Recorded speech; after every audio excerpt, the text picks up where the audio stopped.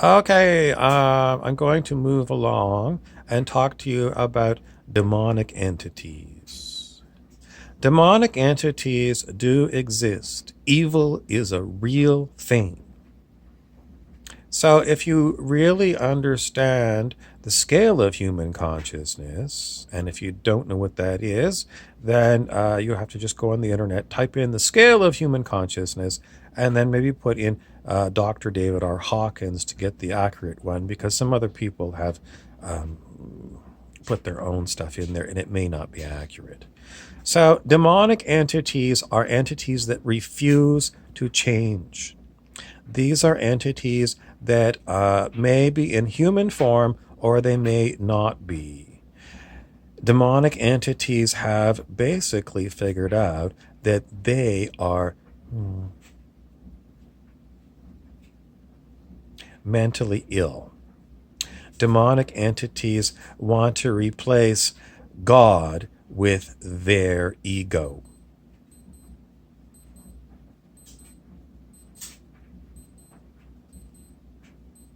So it's really an ego problem. And it's something that we have to be aware of them. Sociopaths, psychopaths, these kind of people, we know they're mentally ill and highly dangerous.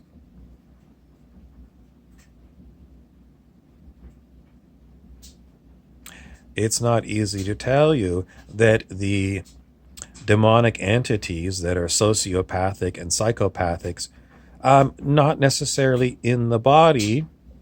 Perhaps you might consider them ghosts or spirits, or even extraterrestrials that are using some kind of unknown to us on planet Earth technology, really have it out for us as humans. In other words, they really want to be your God. And they're going to work very hard to prove to you they can make your life miserable.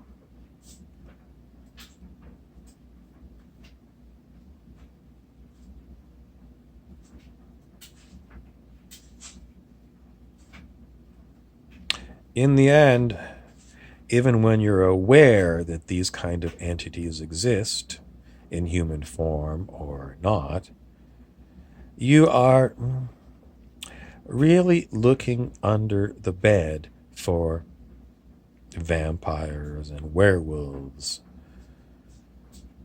chupacabras.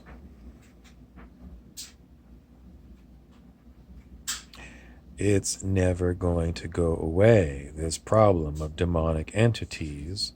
Figure those demonic entities, because some of them have been around for literally thousands of years. So, what do we want to know about them? If you are needing some assistance with demonic entities, some people have had some success with traditional remedies. Some people have not.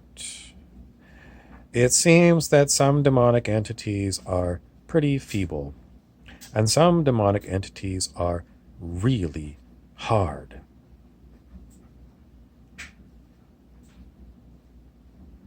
If I am ever going to be able to continue my lectures without interruption, I have got to have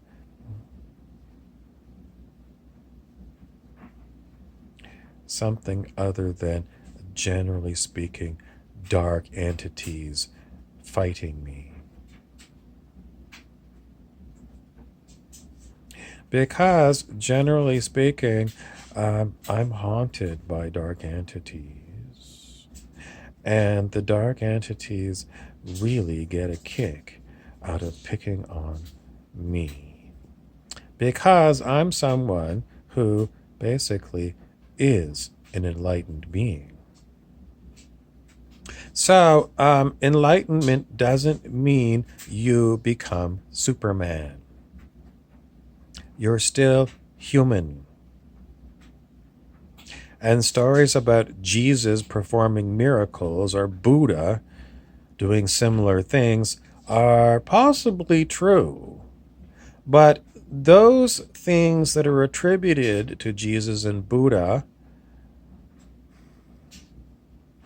are kind of misleading because an enlightened being doesn't do miracles.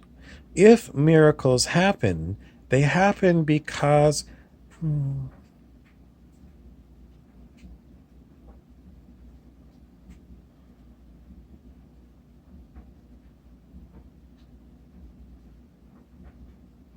let's say consciousness itself does it. Because enlightened beings are basically clear channels for consciousness.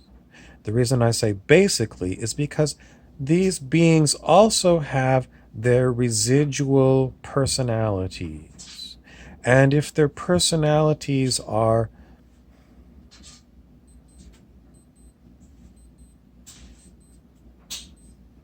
personal to them, then those attributes of their personalities may continue on.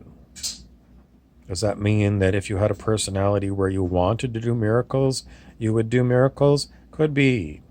In other words, people's personalities have intentions. And if there are still intentions in the personality to do helpful things for others, perhaps consciousness will allow that to happen. On the other hand, some enlightened beings might have let go of their complete personality. Does it mean they're brain dead?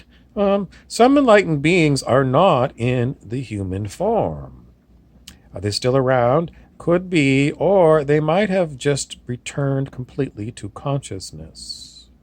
So you can't say categorically enlightened beings or this or that because of these individual personalities that may still be present in consciousness.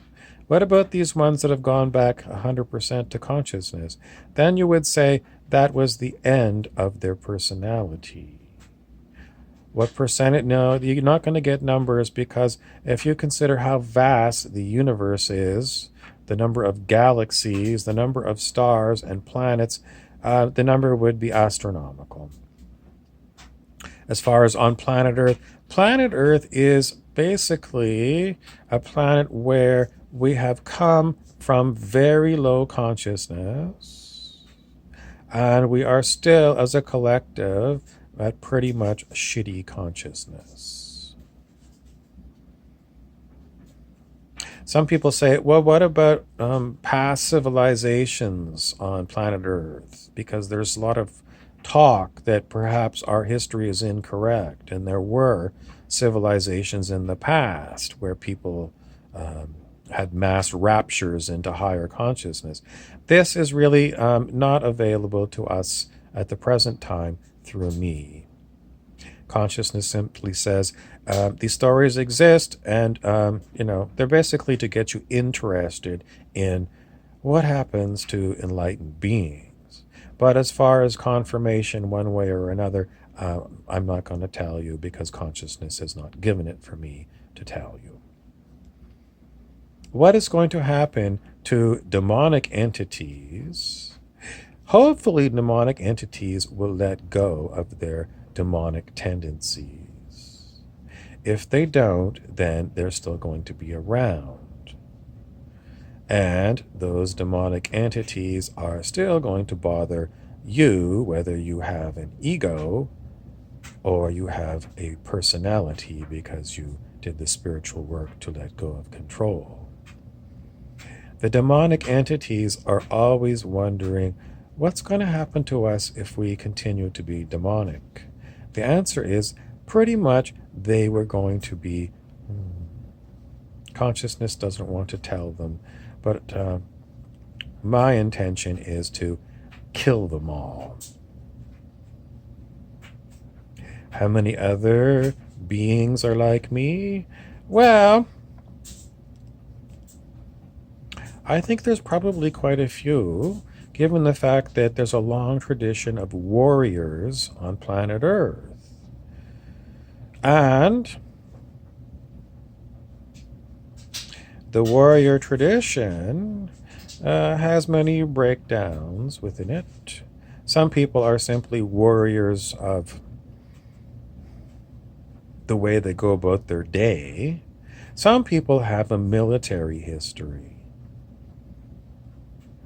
Some people might have had past lives as either one of those types.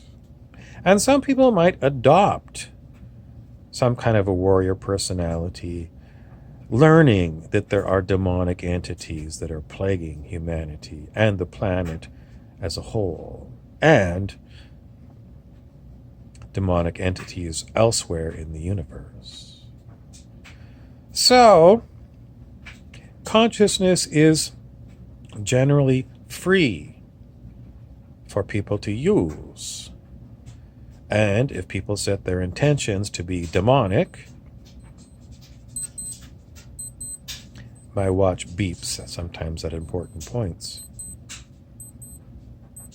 If people set the intention to be a demon, consciousness will oblige them. If people also get to the point where they can't handle being attacked by demonic entities, perhaps angels or archangels will come. Or perhaps witches will come, or wizards or sorcerers, priests, shamans, Aluna fighters. Perhaps some kind of healer will come to work on healing the demonic, or some combination of all these things.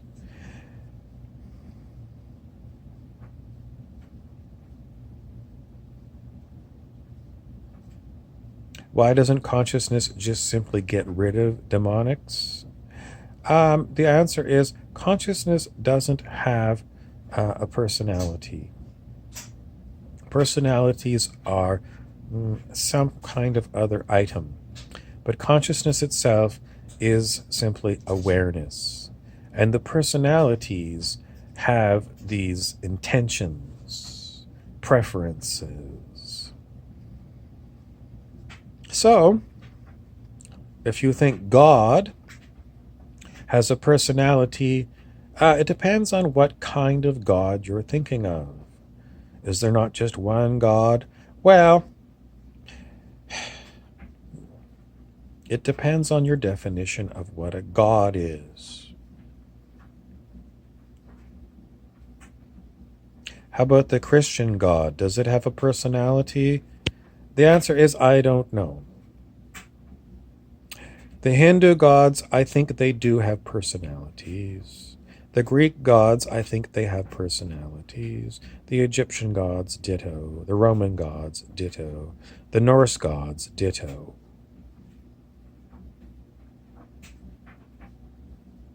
So, what is a god that doesn't have personality?